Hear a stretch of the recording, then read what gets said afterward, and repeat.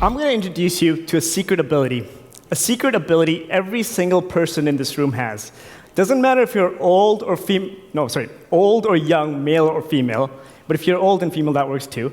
But the best thing about this ability is you're all really good at it. You just don't know it yet.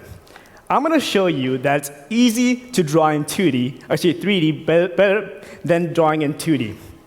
I don't mean drawing hearts using your fingers or hands, or a magic wand. This is not Hogwarts, but using a special pen.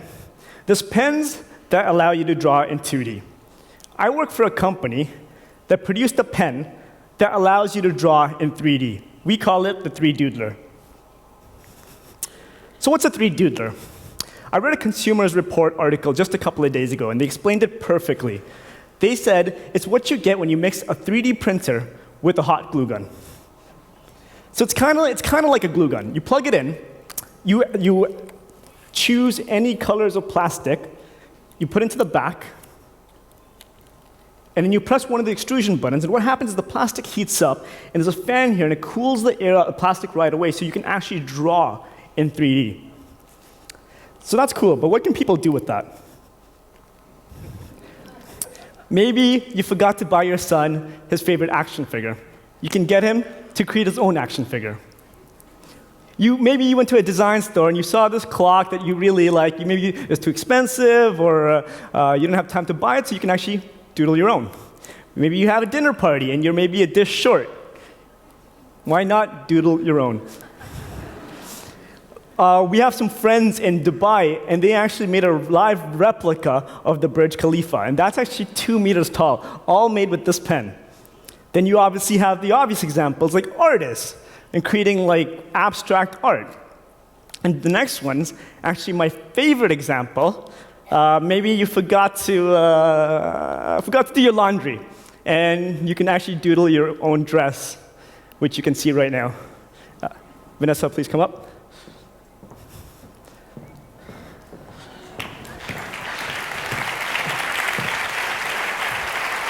So Vanessa, if you don't mind spinning around so people can see the details. This one might take a little bit of practice, though. The best thing about this 3Doodler is you don't need to be artistic, although that clearly helps. Thanks, Vanessa. Appreciate it. You don't need to learn yeah, please, a round of applause. Thank you. You don't need to learn complicated software, clicking, learning all these features, tools, option settings, and you don't even need access to an expensive 3D printer.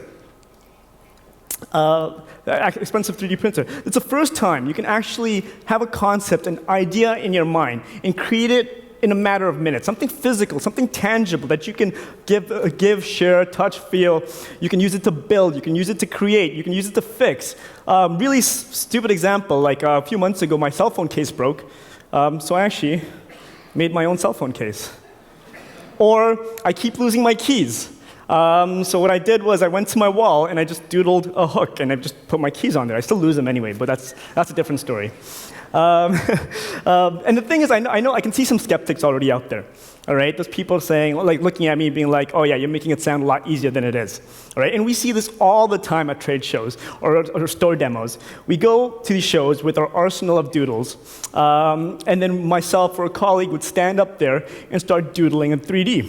And people get really excited. People are like shocked. How is this person doing this? Someone actually called me a demon once. And then when I see that excitement, because I remember when I was excited, like when I first joined the company during the Kickstarter days, Max, the inventor, he was working on the pen, and I wanted to say like, oh, can I touch it? Can I touch it? Can I touch it? So when I see that excitement in someone else, I want to tell them, hey, do you want to touch it? Do you want to touch it? Do you want to touch it? But the problem is, these people, the same response. I get the same response. They laugh at me, and then they roll their eyes and they say, Faraz, that's sweet, but I'm not artistic. And I hate those words because they make me cringe. You don't need to be artistic to use this tool. So I'm going to prove it to you today. I'm going to tell you a few stories in true TEDx fashion, but I'm also going to let you experience a story as it happens live on stage today of someone using the pen who has very little experience with it. So on November 15, 2014, at 1:45 p.m., my volunteer Daisha walked up on stage. So, Daisha, if you want to just come over here really quickly. Daisha, have you met before? Yeah, okay. I was making sure you wouldn't say no. This isn't a magic show. So I actually met Daisha yesterday, right over there, and she wanted to play with the pen. So I showed her how to use the pen, just kind of getting used to like how quickly to move your hands, with how fast the plastic's coming out. And then I gave her another 10, 15 minutes today just to get used to the pen. So what Daisha's going to do for us today is going to doodle with the pen. And she is a little creative. She actually makes jewelry and things like that in her spare time. But I want to ask you, Daisha, are you an expert with this pen? No. Okay, awesome. Good answer. I'll also want to ask you and I asked you to think about your favorite animal during dinner yesterday. So if you could tell the audience what your favorite animal is. It's a unicorn. Amazing. You just made things more complicated for yourself, so it's okay. So I'm going to hand you a bunch of plastic. And if you don't mind going to that booth we have set up for you and create something. And we're going to revisit, the story's to be continued, so we're going to revisit what she actually ended up creating. So we know Daisha is a little artistic. She makes jewelry, so I'm confident that she's going to prove it to not only you, myself, she's going to prove it to herself that anyone can draw in 3D. Everyone has this innate ability. But what about someone not artistic? What about those people I meet at trade shows or at the store demos? So I want to introduce you to one of the most unartistic person I know, my friend / colleague, Daniel Cowan. A little bit about Daniel, just so you understand how unartistic he is. Daniel's a suit. He used to be a trained attorney in a former life. When we first started drawing, when we first launched 3 Doodler, we were trying to figure out who would use this pen. So you have the obvious examples like artists would use this pen to create masterpieces on canvas. You have architects using this pen to create building prototypes, sculptors to create models or scenic things in 3D. But Dan didn't put himself in this category. So when he would demo this pen to distributors or partners or clients or customers or whoever, he would draw those simple kind of things, like the spiral in the air or a cube, which is fine. And I'm not a trained artist either. But once I started playing with the pen, I went to school for biochemistry. I'm Indian. My parents wanted me to be a doctor. But when I played with this pen, I realized that it's actually a lot easier to draw in 3D than it is in 2D. So I started thinking why. Why is that? And it made me realize that we have a very natural understanding of 3D space. We live in a 3D world. We interact with 3D objects. If I gave every single person a pencil and a paper here today and asked everyone to draw a cube, a 3D cube on a flat piece of paper, most of you will have a little trouble doing that. Some of you will actually create something like this. But if I gave every single person 12 rods of wood and asked you to create a box, I'm confident majority of the people can do that because you would create the first kind of square at the bottom, add the 4 edges vertically up, and then add the box square on top. To prove this point, I go to Dan. I give him a piece of paper, and I give him a pencil. 2D paper, 3D pencil, but yeah, draws in 2D. And I asked him to draw a boat. Like most people, he's constrained by the 2 dimensionalities of paper. He lacks the understanding of the laws of perspective. He has to portray that boat's frame on this 2D surface. And even if he gets that far, he has to use highlights, mid-tone shadows to kind of portray depth. And that's tricky for someone who's not artistic. So I go to Dan, and I give him a 3 Doodler.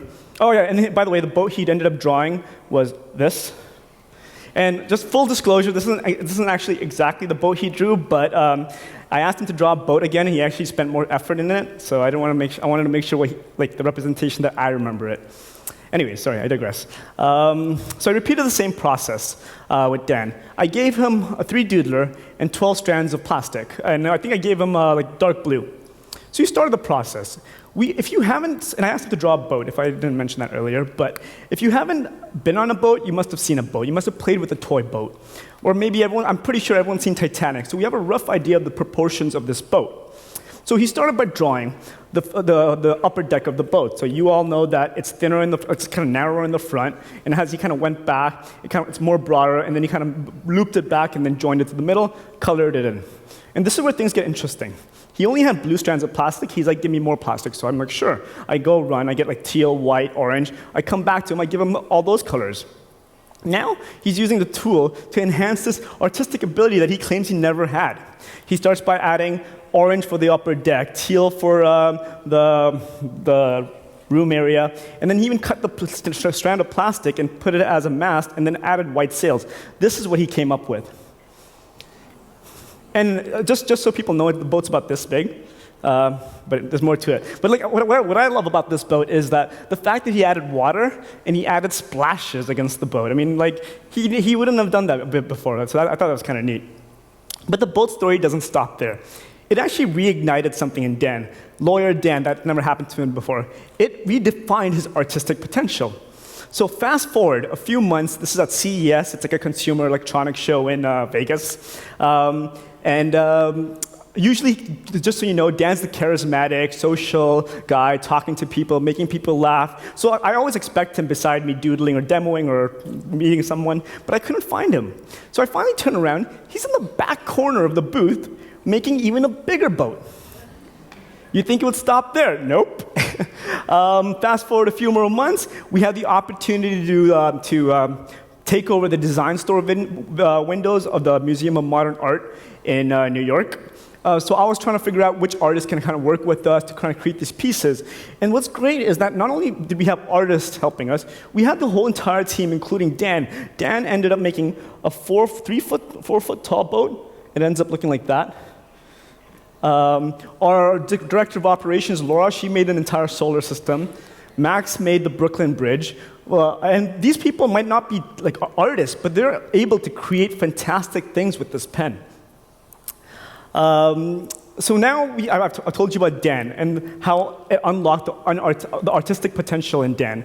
Daisha is actually creating something right now. With all special abilities or secret abilities, the more you use them, it gets enhanced. And one of the things my sister brought up to me when I gave her a pen, Aisha, she said, like, whenever she walks around, she sees like, oh, I can doodle that, I can doodle that. And I feel like that's what's happening to me and anyone who uses the pen right now. Like the lampshade, for example. I could probably doodle you if I wanted to.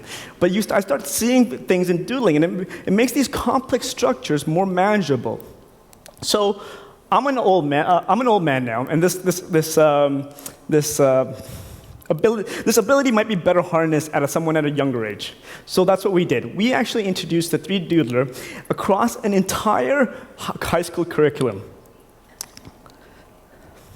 So you can guess kind of what happened. You have like the obvious classes, like the art classes, design classes, and they were actually using this the 3 Doodler to make adornments for the human body.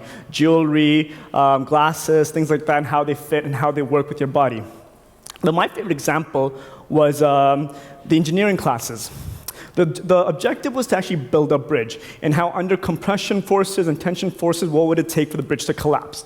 Back in my day, I remember using wood glue, and you have to spend time cutting those pieces of wood out, gluing things together. If the piece of wood didn't fit, you got to start all over again. And by the time you get to the point of actually learning something, you've already forgot what you're trying to do.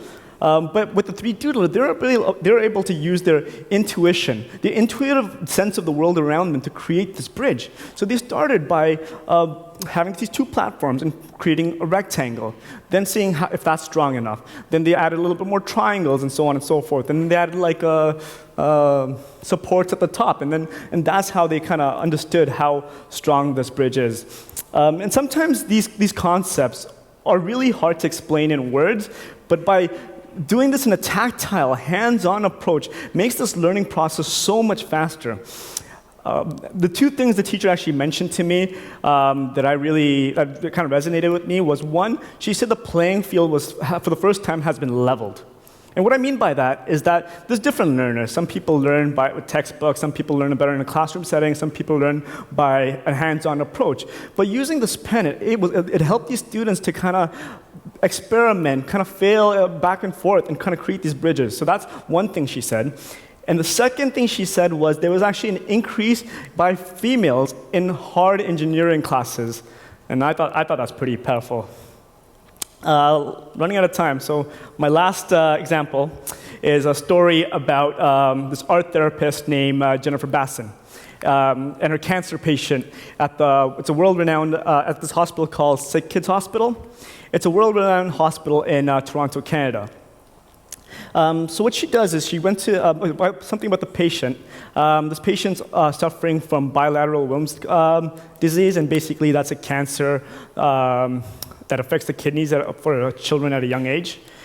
And he gets chemo once every 3 weeks, dialysis 5 times a week. I mean, for an 11-year-old, that's a lot of poking and prodding around his body. I mean, at 11, I would rather be playing with my pet dog or playing video games. So what her task was, she opens up her bag and she handed him all these art tools. So you have the crayons, the color pencils, the clay, markers, paint, and she finally gave him a 3D doodler. I don't know if it's the fact that he can plug this in and use it, or the fact that it's gadgety, but something about this got him excited. So after letting him play for it a little bit, she asked him the question that is at the very heart of her practice. What do you think your cancer looks like?